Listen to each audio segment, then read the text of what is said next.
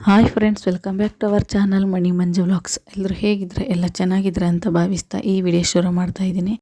ಇವತ್ತು ಬಸವ ಜಯಂತಿ ಇರೋದ್ರಿಂದ ನಾನು ನಿನ್ನೆ ನೈಟೇ ಎಲ್ಲ ಮನೆಯೆಲ್ಲನೂ ಕ್ಲೀನ್ ಮಾಡ್ಕೊಂಡಿದ್ದೆ. ಹಾಗೆಯೇ ದೇವ್ರ ಪಾತ್ರೆಯನ್ನು ತೊಳೆದಿಟ್ಕೊಂಡಿದ್ದೆ. ನಾನು ಮಧ್ಯಾಹ್ನನೇ ಮನೆ ಕ್ಲೀನ್ ಮಾಡ್ಕೊಳ್ಳೋದು ಅಂತಿದ್ದೆ. ನನ್ನ ಮಗ ಬಿಡ್ತಿರ್ಲಿಲ್ಲ.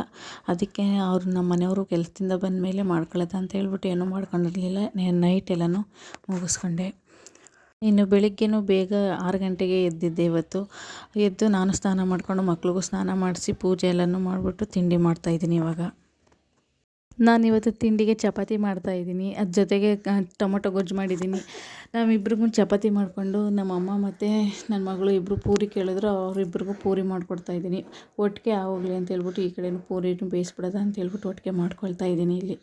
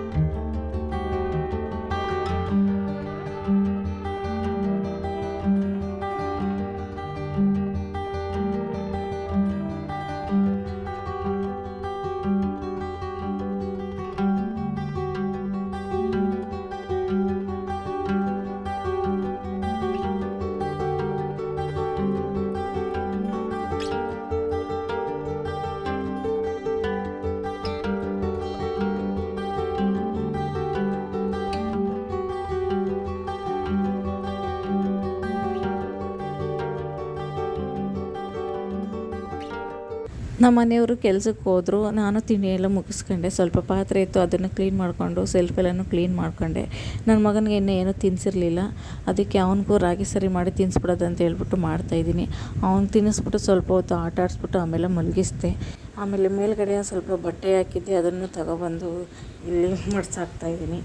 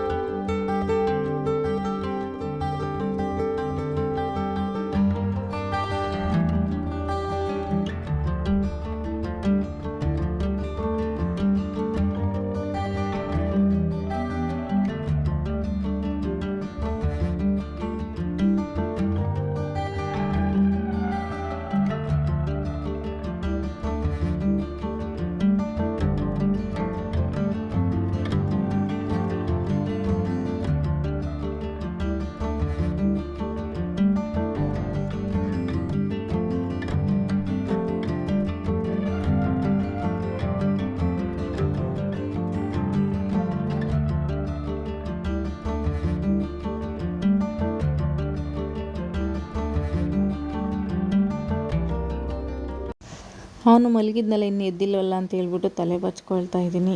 ಈ ಸೆಕೆಗೆ ಅದಕ್ಕೂ ನಾನು ಜಡೆ ಹಾಕ್ತಿರ್ಲಿಲ್ಲ, ಮೇಕೆ ಎತ್ತಿ ಕಟ್ಬಿಡ್ತಿದ್ದೆ. ಇವತ್ತು ಬಾಚ್ಕೊಳ್ಳೋದು ಅಂದ್ಬಿಟ್ಟು ಬಾಚ್ಕೊತಿದ್ದೆ, ಅಷ್ಟರಲ್ಲಿ ಅವನು ಎದ್ಬಿಟ್ಟು ಅಳ್ತಿದ್ದ. ಹಂಗೇ ಜಡೆ ಹಾಕ್ಕೊಂಡು ಅವನ್ನ ಎತ್ಕೊಳ್ತಾ ಇದ್ದೀನಿ.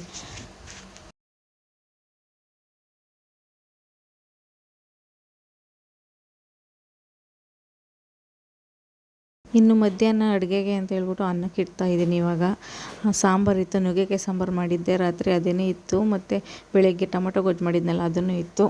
ಅದೇ ಆಗುತ್ತೆ ಅಂತ ಹೇಳ್ಬಿಟ್ಟು ಬರೀ ಅನ್ನಕ್ಕೆ ಇಡ್ತಾಯಿದ್ದೀನಿ ಇವಾಗ. ಇವತ್ತು ಜಾಸ್ತಿ ಕೆಲಸ ಏನೂ ಇರಲಿಲ್ಲ, ಅದಕ್ಕೆ ನನ್ನ ಮಗನ ಆಟ ಆಡಿಸ್ತಾ ಕೂತಿದ್ದೀನಿ.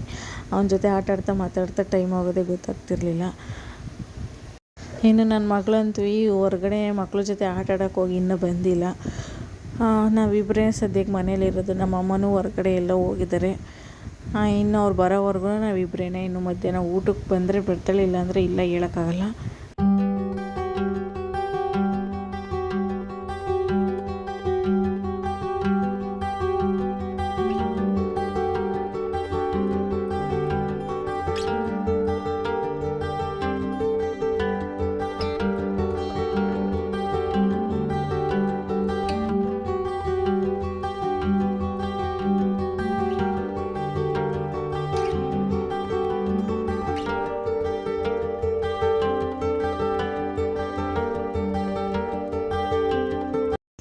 ಇನ್ನು 2 ಗಂಟೆ ಆಗಿತ್ತು. ನಾನು ಊಟ ಮಾಡ್ಕೊಳ್ಳೋದು ಅಂದ್ಬಿಟ್ಟು ನಾನು ಹಾಕೊಂಡೆ. ನನ್ನ ಮಗಳೂ ಬಂದಿದ್ಲು, ಅವಳಿಗೂ ಊಟ ಹಾಕ್ಕೊಟ್ಟೆ. ಇಬ್ಬರು ಮಾಡ್ತಾ ಕೂತಿದ್ದೀವಿ. ಅವಳು ಊಟ ಮಾಡ್ಕೊಂಡು ಮತ್ತೆ ಆಟ ಆಡೋಕೆ ಹೋಗ್ತೀನಿ ಅಂತ ಹೋದ್ಲು, ಬಾಗಿಲು ಹಾಕ್ಕೊಂಡು. ಅದಕ್ಕೆ ಅವಳು ಓದ್ಲಿಲ್ಲ ಅಂತ ಹೇಳ್ಬಿಟ್ಟು ಅಳ್ತಾ ಹೋಗಲ್ಲಿ ನಿಂತಾನೆ ಬಾಗಿಲು ತೆಗಿ ಅಂತ. ಅವ್ನು ಸ್ವಲ್ಪ ಹೊತ್ತು ಆಟ ಆಡ್ಕೊಂಡು ಅವನು ಮಲಗಿಸ್ದೆ. ಅವನ ಜೊತೆಗೆ ನನಗೂ ನಿದ್ದೆ ಬಂದ್ಬಿಡ್ತು. ರಾತ್ರಿ ಸರಿಯಾಗಿ ನಿದ್ದೆ ಮಾಡಿರಲಿಲ್ಲ ಅಂತ ಹೇಳ್ಬಿಟ್ಟು ನಾನು ಅವನ ಜೊತೆ ಮಲ್ಕೊಂಡೆ. ಎದ್ದೇಳೋದು 5 ಗಂಟೆ ಆಗಿತ್ತು. ಸಂಜೆಗೆ ಪೂಜೆಗೆ ರೆಡಿ ಮಾಡ್ಕೊಳ್ತಿದ್ದೆ. ಇವತ್ತು ಬಸವನ ಮೆರವಣಿಗೆ ಇತ್ತು ಊರಲ್ಲಿ, ಅದಕ್ಕೆ.